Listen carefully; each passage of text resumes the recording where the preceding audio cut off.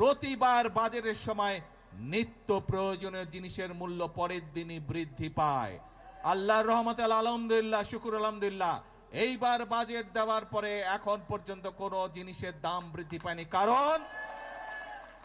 কারণ চাল, ডাল, তেল, নুন সব প্রয়োজনীয় যে জিনিসগুলো আছে তার উপরে যে সকল ট্যাক্স ছিল, বর্তমান সরকার এই 2 দিন আগের বাজেটে 60টি পণ্যের উপর থেকে ট্যাক্স তুলে নিয়েছে, যাতে করে নিত্য প্রয়োজনীয় জিনিসের দাম না বাড়ে। প্রিয় ভাই বোনেরা, কারণ উদ্দেশ্য একটি, লক্ষ্য একটি, দেশের মানুষ যাতে ভালো থাকতে পারে। কিন্তু প্রিয় ভাই বোনেরা, আমরা যেমন মানুষের নিত্য প্রয়োজনীয় জিনিসের, ওষুধ, বিভিন্ন চিকিৎসার বিষয়ের ট্যাক্স কমিয়ে দিয়েছি যাতে সেগুলোর দাম কমে যায়, যাতে মানুষ স্বস্তিতে থাকতে পারে। আমরা ট্যাক্স বাড়িয়েছি কিসে? আমরা ট্যাক্স বাড়িয়েছি মদের উপরে। আমরা ট্যাক্স বাড়িয়েছি কিসে? আমরা ট্যাক্স বাড়িয়েছি সিগারেটের উপরে, যা মানুষের জন্য ক্ষতিকারক। কিন্তু আমরা সামাজিক মাধ্যম সহ বিভিন্ন নিউজের মধ্যে দেখলাম একটি খবর। সেই খবর? বিরোধী দল দেখলাম বলছে যে এই বাজেট তারা মানে না, গণবিরোধী বাজেট মানে না। প্রিয় ভাই বোনেরা, আপনাদের কাছে আমার প্রশ্ন, দাঁড়াও। প্রিয় ভাই বোনেরা, আপনাদের কাছে আমি প্রশ্ন রেখে যেতে চাই, যেই বাজেটে ট্যাক্স কমানো হয় সেই বাজেটও বিরোধী দল মানে না। যেই বাজেটে মদের দাম বাড়ানো হয়, যেই বাজেটে সিগারেটের দাম বাড়ানো হয়, সেই বাজেটও বিরোধী দলের পছন্দ নয়।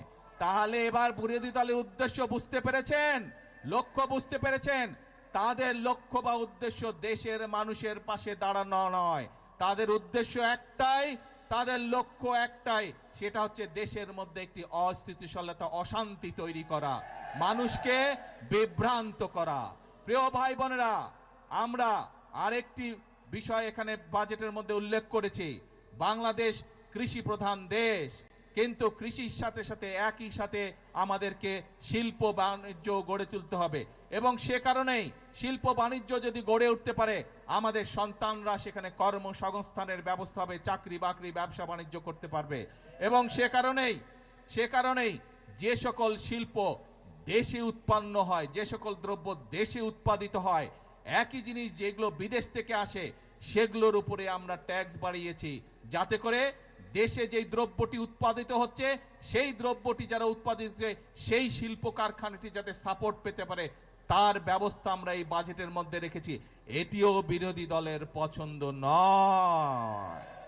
এখন প্রিয় ভাই বোনেরা, দেশের মালিক আপনারা, দেশের মালিক কোনো রাজনৈতিক দল নয়, দেশের মালিক কোনো পরিবার নয়, দেশের মালিক হচ্ছে বাংলাদেশের 20 কোটি জনগণ।